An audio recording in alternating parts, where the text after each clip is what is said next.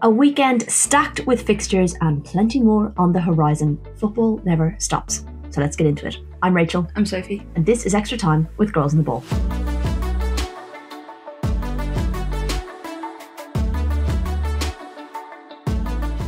Welcome to the show. Happy Tuesday. We have got a weekend of football to chat through as ever. Plus, again, upcoming Champions League fixtures to discuss. But first, this is your weekly reminder to subscribe wherever you're listening to your podcast, or if you're watching on YouTube, make sure you just pop in there and press subscribe. That way you never miss an episode. We'd also love to hear from you as well. If any comments, who stood out for you this week? What match did you go to? What did you enjoy? We'd love to hear from you.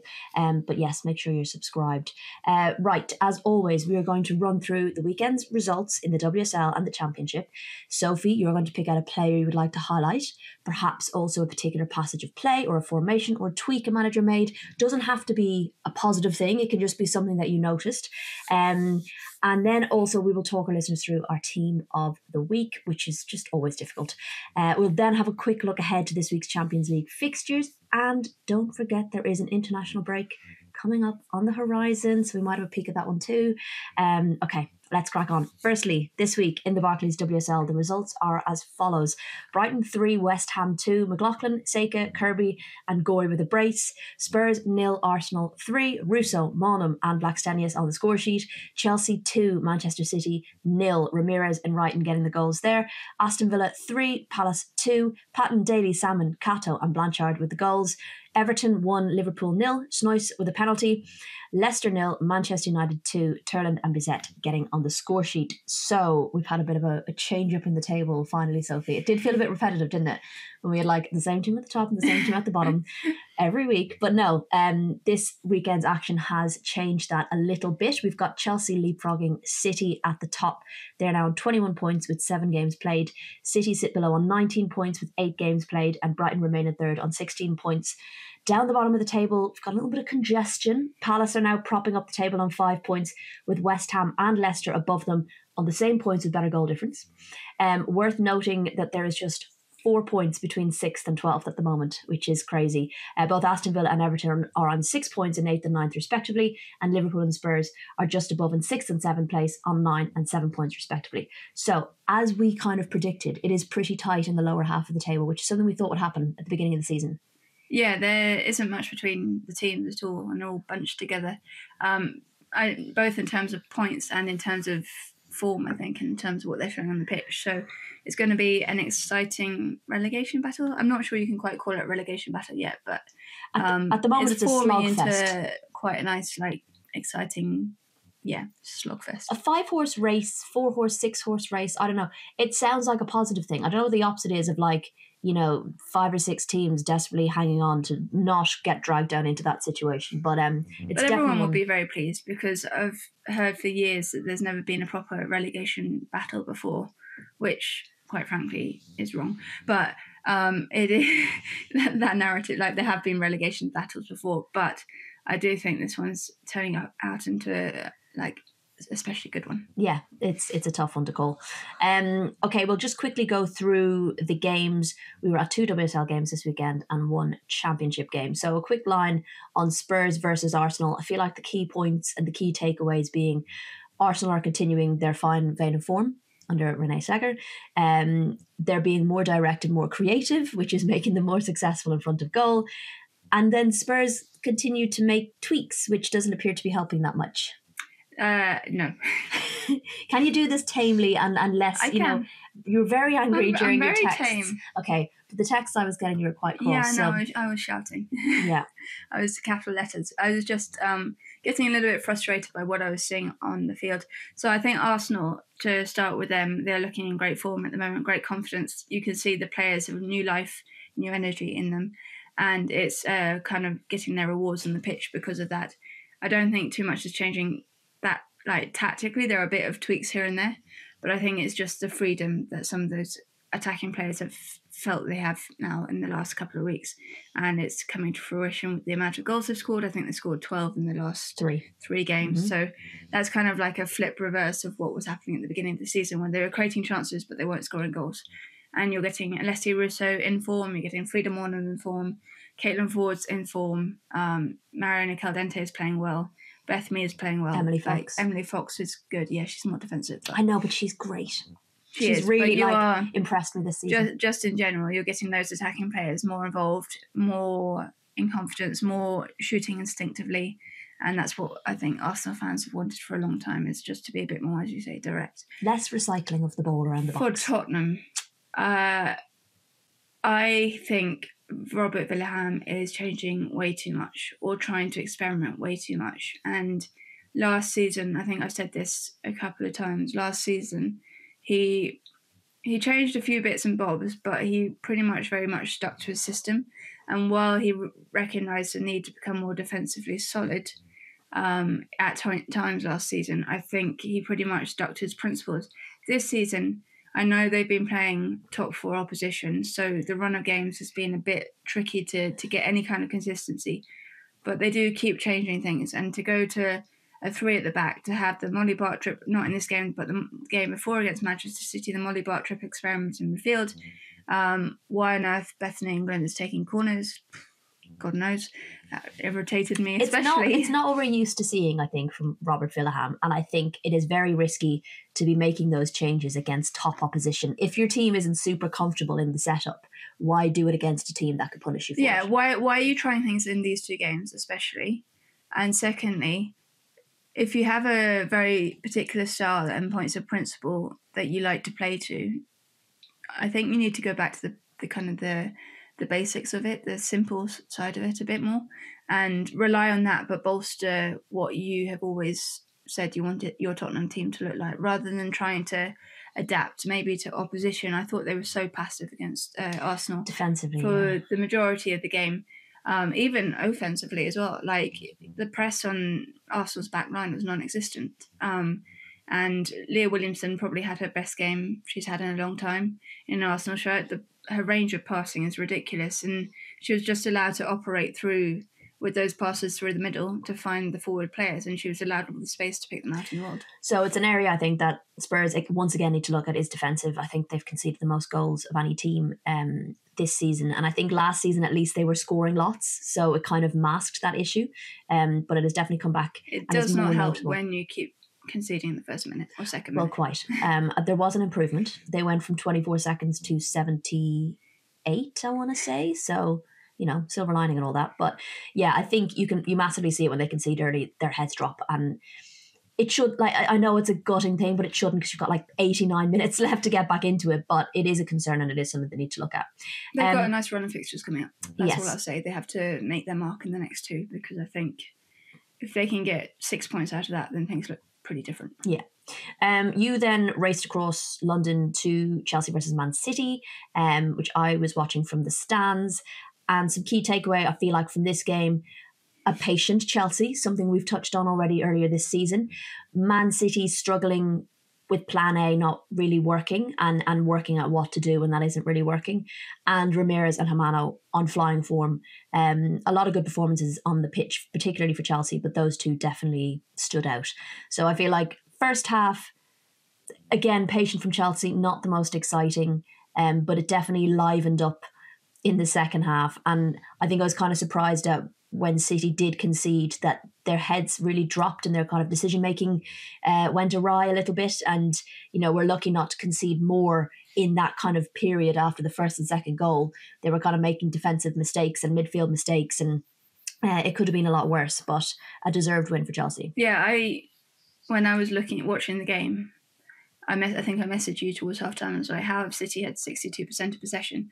Because it just didn't feel like that kind of game. But then when you look back on it, when I watched it back, Chelsea were just so patient. And Erin Cuthbert mentioned that, the maturity off the ball, more than anything, won them that game. They were just allowed City to have the ball in the back line that you so hate, you so dislike. But they allowed them to have that space. But they were so,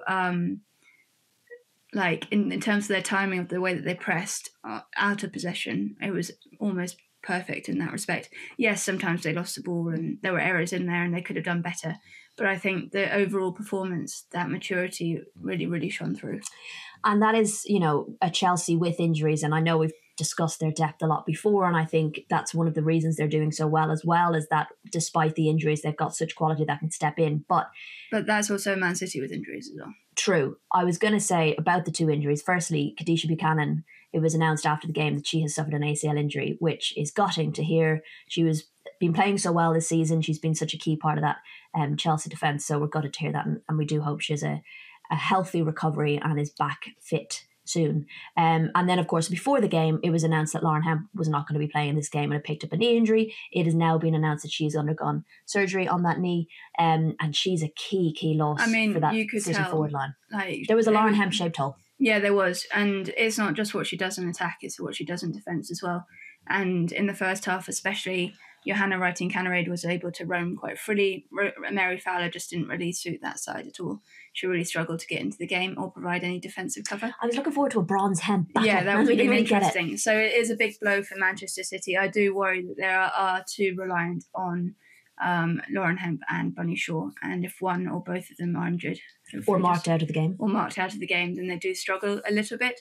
So it's going to be interesting to see what they do in the coming weeks when they are without Lauren Hemp. I do think the other big injury was Laia Alexandri in the back line for Manchester City. Alana Kennedy really struggled against Ramirez, and most defenders, to be honest, struggle against Ramirez. But I do think Kennedy in particular just could not handle her, and you could see it for the goal when she just completely shrugged off the ball. Now, I'm jumping ahead but maybe we won't go into too much detail about the two players that stood out, because that could be something we come back to later in the episode, so no spoilers here.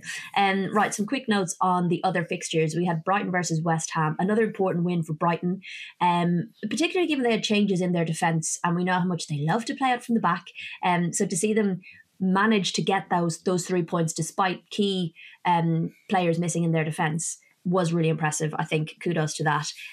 Gorey getting a brace for West Ham in a very short amount of time, scoring those two goals in the 63rd and 68th, I think it was. So, looked like West Ham had gotten themselves back into this game and were going to come out potentially with a point. But again, from points opportunities, West Ham dropped the metaphorical ball, I suppose, and Fran Kirby got the third goal for Brighton and all 3 points for Brighton. So great to see her in form. Lovely goal. Yes. From open play as well. Yes, lovely goal. And it's great to see Fran Kirby. That was her 100th goal contribution. Yes. She's only the fourth, I think, WSL player to ever do that. So that shows her impact. And it's great to see her back in form, back fighting fit. I do think Brighton currently struggle defensively. I think that's putting it mildly. And they will, at the moment, concede goals. But because of their forward line, they kind of make up for it. And you look at the attacking talent that they have in there, and most of the teams would be entirely jealous of that. You've got Nikita Paris, Fran Kirby, Kiko Seke, Michelle Aguiman, Madison Haley. There's a lot of talent within that setup. So they know that they can find goals, and they trust in Dario's system to be able to find the goals. Reminds me a bit of Tottenham last year.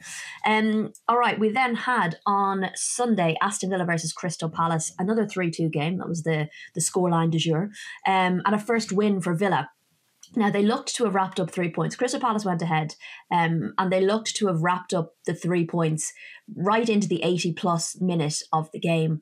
And I thought it was really interesting that Robert DePaul took off Rachel Daly, Kirsty Hansen, and Jordan Nobbs, I think it was.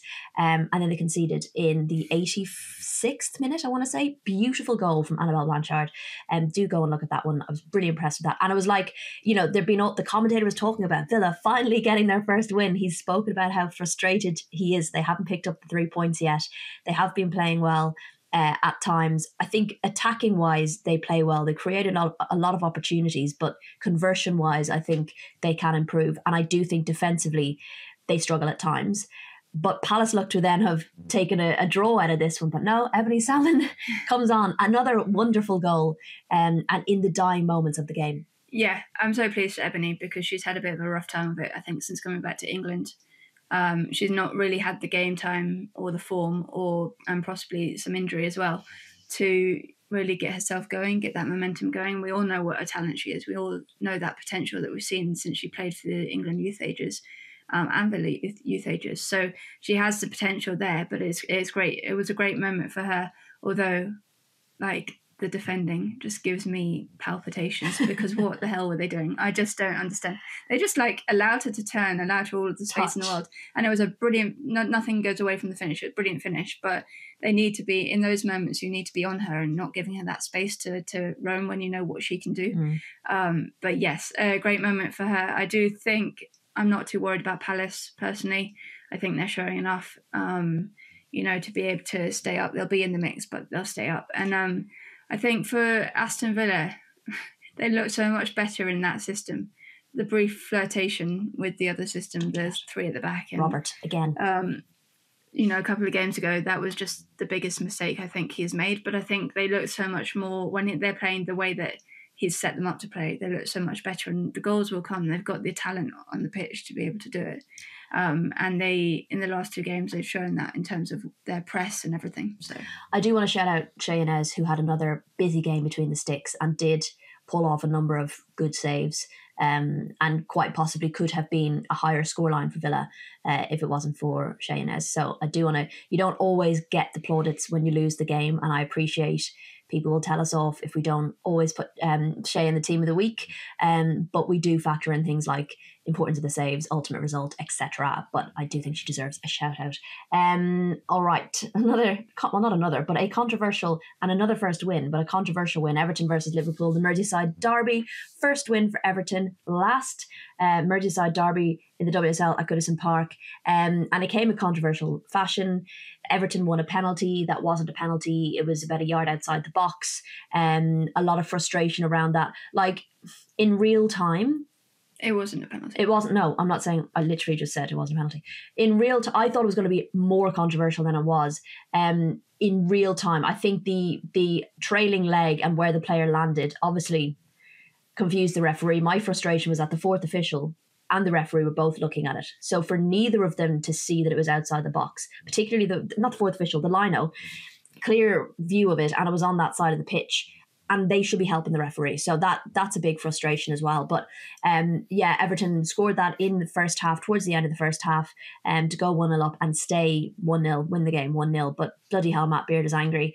Definitely vented his frustrations post-match. The referees, saying it's week in, week out, etc., saying the referees cost them the game. Now, I think that's going a bit far. I think, had the penalty happened towards the latter stages of the match, you could perhaps say it cost them the game. But when you've created 17 chances and only get 6 on target, you have to take some responsibility for not putting the game to bed. I have less problem with that than I do with the comments about them disliking him personally. I think that's worse because I think maybe like that. I mean, not even maybe. It's going a bit too far. It's clearly not true, and I know he's frustrated, but I just don't think that was warranted. And I think probably now he'll probably look back on that and say maybe his frustrations got the better of him, because I think that's the more controversial comments.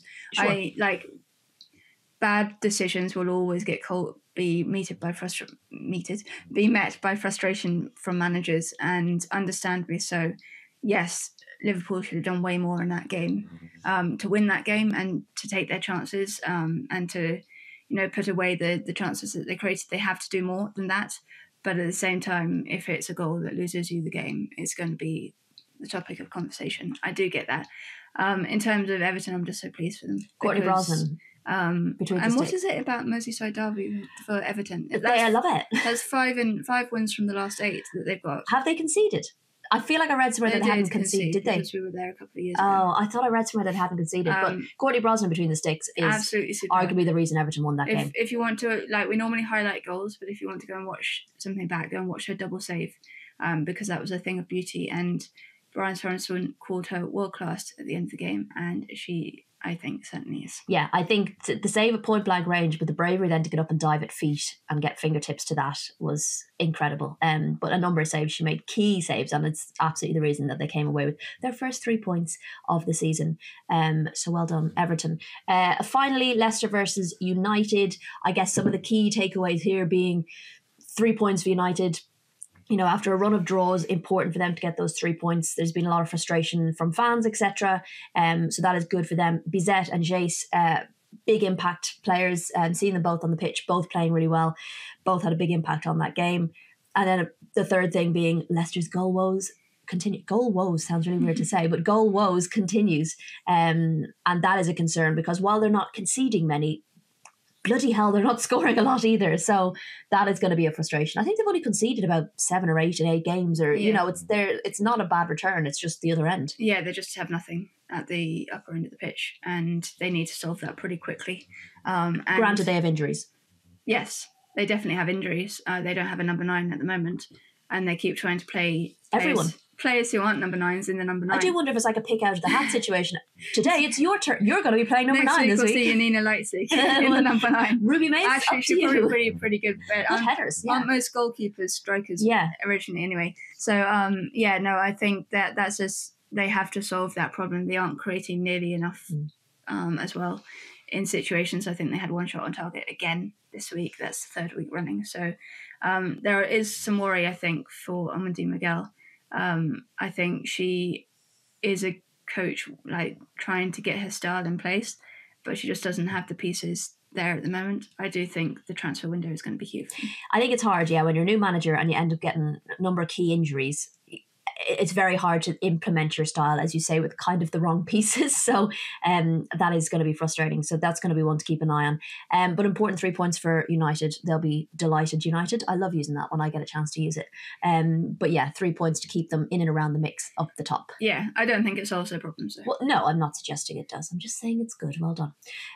Right, very quickly now to the Barclays Championship results. We have Durham 3, London City Lionesses 2, Sheffield 0, Sunderland 1, Blackburn 2, Portsmouth 0, Charlton 1, Bristol City 2, Newcastle 1, Southampton 1. So with these results, the table remains spicy. There's just 5 points separating 1st and 8th, which is crazy. And Birmingham are sitting on top on 19 points and with a better goal difference than Durham, who are below them, also on 19 points. But a big shout out to Durham because they're having a phenomenal season. Yes. Bristol City are taking up 3rd spot at the moment on 17 points. Below London City Lionesses and Southampton are on 16 points. Then we've got below London City Lionesses, we've got Sunderland on 16 points. Then we've got Southampton and Newcastle on 15 points and Charlton on 14. I don't know if can we call this an 8-horse race, like, for now? Yes, because it's a championship and anything can happen. Okay, and because you have that week where one team miss a game, it really does, like, give teams that option where they're like, oh my God, actually, maybe we are in with a shout before, it just kind of swings the pressure and momentum a little bit. It's really interesting. Portsmouth remain bottom of the table on 1 point, and they are now 3 points behind Sheffield in 10th, which isn't ideal, because at least like last week they were still within touching distance. Yeah, so a win could have taken them above that then. Whereas, I think it's it's not ideal. Just quickly, we were at St James's Park on Sunday for Newcastle versus Southampton. They had over 11,000 at the ground, which created a brilliant atmosphere. And it was, all the excitement at the beginning with Southampton going ahead early at the 7th minute, and then all of the drama saved until literally the last kick of the game, where Newcastle had a corner, right, and they just didn't clear it.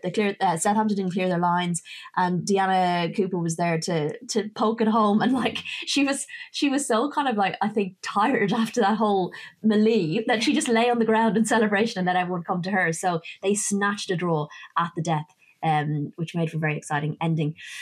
Okay, Sophie, it's that time of the week to pick out a player, and I'm maybe in this situation, I'll let you say players that you want to highlight. I'm going to go with a player, but this is going to merge into the next bit about the analysis, tactical thing. So I'm going to pick out Maika Hermano. I think she was absolutely superb. It's the best game I've seen for her in a Chelsea shirt. We all know what she can do in possession, and we all know the quality that she has on the ball and her ability to score goals and all of that. But I think out of possession is where she really thrived. On Saturday, she gave Yui Hasegawa absolutely no space at all to operate. And you were talking about, a 20-year-old kid, and Yui Hasegawa, who's one of the best number 6 in the world. So really big shift from her. But I think moving into the Can I just say, also was my mom's favourite player on the day, because she kept pointing her out and saying, who's that? She's very good. Also, the other fact I learned this week by watching Chelsea's podcast is that Maika Hermano loves ice cream. Perhaps loves ice cream more than I do. I don't know if that's and possible. I'm not sure that's possible. But if we need a collab. We need a collab. Yeah, I think we should go and have like an ice cream eating competition or something. No, let's just go and explore some ice cream flavours. You don't need a competition. This is going to make you feel sick and nobody will enjoy it. And it's definitely not nice content. But I feel like I'm more of a exploring an ice cream. Maybe Sophie and Micah go and eat ice cream somewhere. Let's put that out into the universe and see what happens. But yeah, so that's fun fact I learned this week. Anyway, to put that into the next question about the analysis, I think it was that really won Chelsea the game. Obviously, in the first goal that Chelsea scored, they won it. It was a transitional goal. Micah Hermano burst through the middle, like through the press, and threaded that ball to Ramirez, who was absolutely superb as well all afternoon. And the way that she just shrugged off Alana Kennedy, I mentioned it before, but she looked at her like she wasn't even there. She ran past her and then saw the run of Alex Greenwood and just like had the intelligence to shift inside and take that shot. And I just thought it was that kind of perfect passage of play that was showing exactly what Chelsea were trying to do in that game. Lovely. I like that a lot. Okay, you are now going to talk our listeners through our team of the week, and you don't have to go into too much in-depth detail, okay? This is our decision. It's fine. You don't have to explain in too much detail because it's tricky every week, but for your benefit, here is our team of the week. Let's go, Soph. I am just going to clarify this. I don't often like putting players out of position. Yes. So there are a couple of players who weren't playing in these positions in this weekend. So we know that. But have played in those positions this season. But also I had to try and fit 3 number 10s into the team. So that clarification is important because I know all of you out there are going to feel the need to point it out to us. So here we go. In goal, we've got, of course, Courtney Brosnan for that superb performance in the Merseyside derby. And then we have Celine Bizet. I know she played on the left, but she is at right back today because she deserves to be in the team. Yes. And she got a goal. And yes, I think it's, Leah Williamson in centre back alongside Millie Bright. I thought Millie Bright completely nullified Bunny Shaw. Probably the best defensive performance from both those I've seen in a while.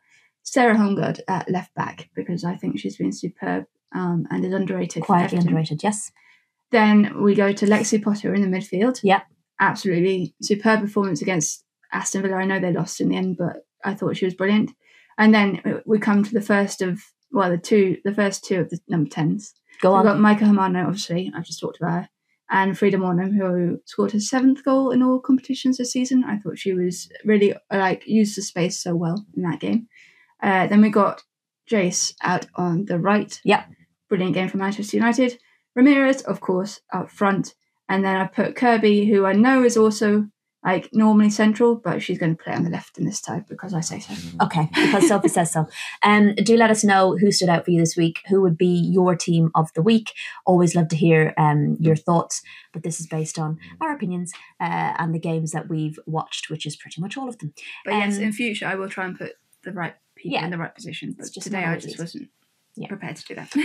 Okay, very quickly, Champions League is back. Match day 4 returns this week after beating Celtic 2-1 away in Glasgow. Chelsea host them in Stamford Bridge on Wednesday night. Then on Thursday night, Arsenal, after their 4-0 win over Juventus in Biella, they host the Italians at the Emirates. It's going to be a very cold one. And Manchester City are off to Sweden to play Hammarby away. They won 2-0 at home last week.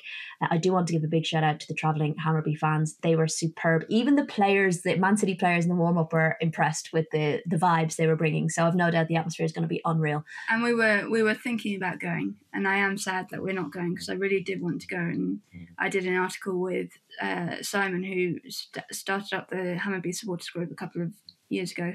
I did an article with him last year when they won the league about how they were so desperate to play in Europe, and I really wanted to go and experience it myself, but it was going to turn out into something like 20 hours in Stockholm. And it just wasn't, I think we've done so much travelling. 20 hours. Yes, but also we've done so much travelling in recent weeks. I think having a week where we can just be in London is really helpful. Okay. So that's going to be an interesting one. And we will get out to Hammarby at some point. And you're going to be doing the City away game to Barcelona, aren't you? So I am will doing get City away. And we are also going to Oslo next week. So yes, for the under 23 is playing away. So. Okay. any other business? So this week we had the England squad announcement has just dropped. Key things to note: players out: Toon, Parker, Hemp, James and Charles all out with injury. No place for Lotte Wubben-Moy, who is returning from injury. We've got call-ups for Laura Blackmula-Brown, Ruby Mace and Gabby George is back, which is very exciting as well. So congrats to those getting in. I'm so pleased with those three. I think Laura and Ruby have been on the fringes for a while. They've been in the under-23s for a while. Everyone knows that, they are probably some of the biggest talent coming through the setup. So for them to get a fortnight of experience with the senior side, to go to Wembley and see Emma Hayes and play Emma Hayes' USA, I think that's going to be an incredible experience for them. And Gabby George, I'm so pleased for her because she's had so much difficulty with injury. Yeah. And I think she's looked like, I know coming back from an ACL is so hard, but she's like seamlessly fitted back into that United side. Yeah. So she deserves it. Also want to congratulate Sam Kerr and Christy Mewis on the announcement that they are expecting their first child, which is super cute, and a very hotly contested who that child, if they play football, will play for. Will it be, I think, in the English? USA, the English, they the have Australians? To go down the middle. Well, you never know. Keep go both parents happy. Next weekend we've got League Cup action, but we've also got that rescheduled Chelsea versus Manchester United fixture to catch up on as well. Looking forward to that one. The WSL Championship has been decided: Orlando versus Washington Spirit. So that'll be an exciting one. Orlando are having some season, I have to say. And if there's something else to add to your watch list, it is that Marta goal. She rolled back the years with that one. It was classic Marta.